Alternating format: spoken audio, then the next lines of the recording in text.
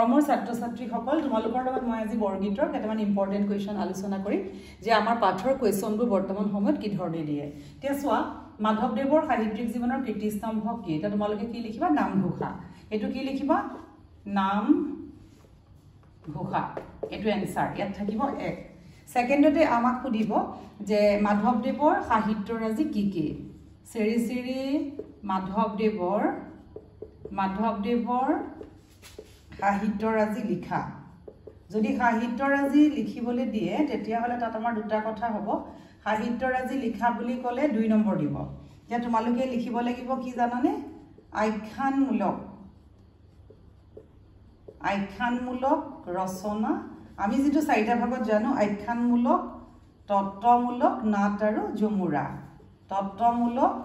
তাৰপিছতে আমাৰ আহিব নাট আৰু আহিব আমাৰ ঝুমুৰা এইখিনিতে মই এটা কথা ক'ব খুজিছো এটো তোমালোকৰ মাধৱদেৱৰ সাহিত্যৰাজি লিখা বুলি ক'লে তোমালোকে আখ্যানমূলক তত্ত্বমূলক নাট আৰু ঝুমুৰা লিখিব লাগিব কিন্তু কেতিয়াবা তোমালোকৰ যদি আখ্যানমূলক ৰচনা এখনৰ নাম লিখা তেতিয়া তোমালোকে ৰাজহুই কাব্য লিখিব লাগিব ৰাজহুই কাব্য আৰু যদি আমাক তত্ত্বমূলক ৰচনা লিখে তেতিয়া হলে আমি লিখি দিম যে জন্ম ৰহস্য আৰু আমাৰ নাট যদি আহে তেতিয়া হলে আমি লিখিম নাট আছিলে এখনি অৰ্জুন ভঞ্জন বা দধি মথন গতিকে এটোৱে তাৰ পিছত আমাৰ ঝুমুৰা 4খন আছিলে এইখন আহিব ঝুমুৰা 4খন সুৰধৰা পিম্পৰা গুছুৱা ভূমি লেটুৱা আৰু ভোজন বিহাৰ গতিকে ইয়াত আমি কেইবাটাও কোৱেশ্যন পালো অকল যদি সাহিত্যৰাজি আহে তেতিয়া হলে আমি আখ্যানমূলক তত্ত্বমূলক নাট আৰু ঝুমুৰা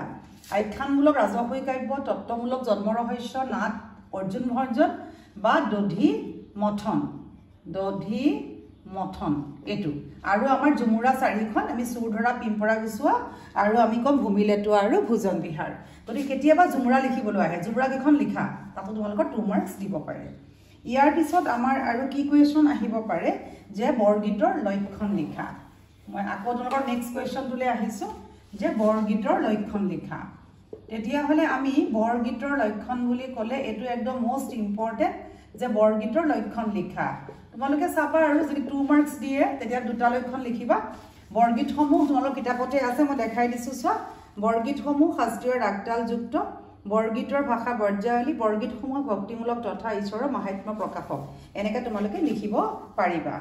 আকৌ আমাৰ ইয়াৰ লগতে আন এটা ইম্পৰ্টেন্ট কুৱেশ্যন আমাৰ আছে যে বৰ্জাৱলী ভাষাৰ বৈশিষ্ট্য লিখা তেতিয়া আমাৰ যদি বৰ্জাৱলী ভাষাৰ যদি বৈশিষ্ট্য লিখিবলৈ দিয়ে তেতিয়া হলে আমি বৰ্জাৱলী ভাষাৰ বৈশিষ্ট্য লিখা তেতিয়াও তোমালোকে চাবা ঠিক আগৰ কুৱেশ্যনটোৰ নিচিনাকে তোমালোকে চাবা যে বৰ্জাৱলী ভাষাৰ বৈশিষ্ট্য 2 দিলে এই বৰগীতৰ যেনেকৈ লক্ষণ তেনে তোমালোকে পইণ্ট কৰি 1 নম্বৰ 2 নম্বৰ 3 নম্বৰ এনেকৈ লিখিবা বৰ্জাৱলী ভাষা এক প্ৰকাৰৰ কৃত্ৰিম সাহিত্যিক ভাষা বুলি লিখিবা কৃত্ৰিম সাহিত্যিক ভাষা আকৌ তোমালোকে লিখিব পাৰা যে বৰ্জাৱলী ভাষাৰ মূল ভেটি মৈথিলী এনেকৈ তুমি সহজকে চাবা যে তোমালোকৰ টাইমো কম লাগিব আৰু তোমালোকৰ কি হ'ব লগতে শুদ্ধও হ'ব লাগিব হয়নে নহয় গতিকে এনেকৈ তোমালোকে লিখিলে তোমালোকে ইয়াত 2 মাৰ্কস পাবা আৰু কেতিয়াবা এটা প্ৰশ্ন সুধে এটো আকৌ কৈ দিছো যে বৰ্জাৱলী ভাষাটো স্বৰধ্বনিৰ অধিক প্ৰয়োগৰ বাবে শ্ৰুতিমধুৰ সেইকাৰণে তোমালোকৰ লাষ্ট কুৱেশ্যন মই কৈছো যে বৰ্জাৱলী ভাষাটো কিয় শ্ৰুতিমধুৰ বৰ্জাৱলী ভাষাটো কিয় শ্ৰুতিমধুৰ এতিয়া তোমালোকক এইখিনিতে মই কৈছো তোমালোকে লিখিবা যে ইয়াত কি আছে যে স্বৰধ্বনিৰ অধিক প্ৰয়োগ স্বৰধ্বনিৰ অধিক প্ৰয়োগৰ বাবে গতিকে চোৱা মৰমৰ ছাত্ৰ ছাত্ৰীসকল তোমালোকৰ এতিয়া ইউনিট টেষ্টৰ কাৰণে আমি যি তোমালোকৰ কাৰণে ৰেডি কৰি আছো তোমালোকে খুব ভালকে কৰিবা আৰু ইয়াত আৰু এটা কুৱেশ্যন মই আকৌ এবাৰ তোমালোকক কৈ দিছো তোমালোকৰ যদি মাধৱদেৱৰ আমাৰ প্ৰথমতে জানিবা যে শংকৰদেৱৰ আমাৰ বৰগীত ৰচনা কৰিছিলে 12 কুৰি মানে 12 দুগুণ 24 12 কুৰি মানে 240টা 12 কুৰি মানে কেটা 240টা এটো কৰিছিলে কোনে শংকৰদেৱে দেই মনত ৰাখিবা শংকৰদেৱ কিন্তু ইয়াৰ এটা কুৱেশ্যন আছে আমাৰ যে আমি কিন্তু বৰ্তমান পালো 1 কুৰি 14টা 1 কুৰি 14টা মানে কেটা পালো আমি 1 কুৰি 14টা পালো মানে আমি 1 কুৰি মানে 20টা আৰু 20ৰ লগত পালো আমাৰ 14 অৰ্থাৎ আমাৰ কিমান হল 20 আৰু 14 মিলুতে আমাৰ 20 আৰু 14 গতিকে আমাৰ কি হল 34 টা হল কিন্তু 12 কুৰি যদি 1 কুৰি 14 টা পোৱা গৈছে কিন্তু মাধৱদেৱৰ আছিলে কিমান মাধৱদেৱৰ আছিলে 157 টা এটো কথা ভালকে মনত কৰিবা মাধৱদেৱৰ আছিলে 157 টা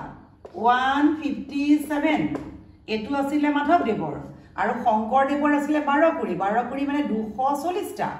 এতিয়া এই 240 টা আছিলে শংকৰদেৱৰ আৰু মাধৱদেৱৰ আছিলে 157 টা কিন্তু এই শংকৰদেৱৰ পালে মাত্ৰ 1 কুৰি 14 টা 1 কুৰি মানে 20 আৰু 14 মানে 14 20 এ 14 34 টা এটো হল শংকৰদেৱৰ মাধৱদেৱৰ পালে 157 টা তাৰ পিছত আমাৰ কি হল কিন্তু দুইটা মিলি বৰ্গিতৰ সংখ্যা হৈছে 191 টা কিমানটা 191 কিমানটা 191 টা তাৰ মানে এই 157 ৰ লগত আমি 34 যোগ কৰিব পাৰো কৰিলে 7 4 11 ৰ 1 5 3 8 1 9 ইয়াৰ লগত 1 তাৰ মানে এটোৰ লগত শংকৰদেৱৰ যদিও 12 কুৰি আছিল কিন্তু আমি পালো 34 টা এইখিনতে আমাৰ কেবাটাও কোৱেশ্চন হ'ব পাৰে যে শংকৰদেৱৰ বৰ্গিত কিমান আছিল মুঠতে 12 কুৰি 240 টা বুলি লিখিলো শুদ্ধ কুৰি হিচাপ তোমালোকে নাজানা যদি পিছত তোমালোকৰ ভিডিও এটা কৈ দিম মানে এইখিনি আছিল তোমালোকৰ ইম্পৰ্টেন্ট কোৱেশ্চন তোমালোকে ভিডিওটো শেয়াৰ কৰিবা লাইক কৰিবা আৰু তোমালোকে সাবস্ক্ৰাইব কৰি থবা আৰু তোমালোকে কমেন্ট কৰি সুধিবা ধন্যবাদ